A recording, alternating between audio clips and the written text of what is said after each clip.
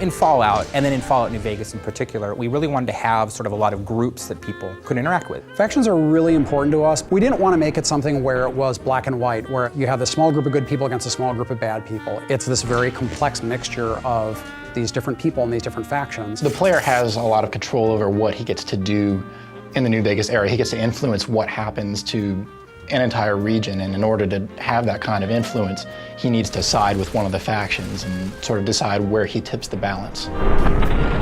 It's all about war, and that's what Fallouts have been about, is war, and so how we're really showing that is war between these factions. We want the player to sort of have that hesitation when they're like, where do I really stand with these organizations? Like, is it really the right thing to back X, Y, or Z? And even if I go off on my own, what does that mean for everyone who's living in the world of New Vegas?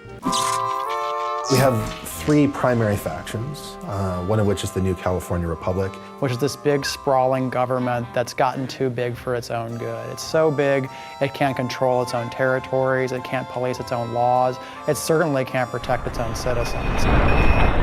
On the other hand, approaching from the east, looking to lock horns with the New California Republic, is this huge army of slavers called Caesar's Legion. Which is this terrifying war band of slaves that has come from out of the Grand Canyon area that is just conquering everything in its path. NCR and Caesar's Legion are sort of stalemated at the Colorado River and at Hoover Dam. Hoover Dam is one of our signature locations in the game, and to be honest, it's what everyone is fighting over. It's still able to provide power for part of the region, which is its big draw. Of course, Mr. House is playing into it as well, because Mr. House doesn't want NCR to win, ultimately, because he doesn't want them to take control of the Strip. But that's not going to happen, because you're going to work for me. The general idea is that we have the three major factions, Mr. House, NCR, and Caesar's Legion, but then there are all these sub-factions like the Great Khans, the Powder Gangs, the Kings, the Boomers, the Followers of the Apocalypse, and the player can go to those groups and try to shift alliances. We want the player to experience those factions. We want them to know what politics are at stake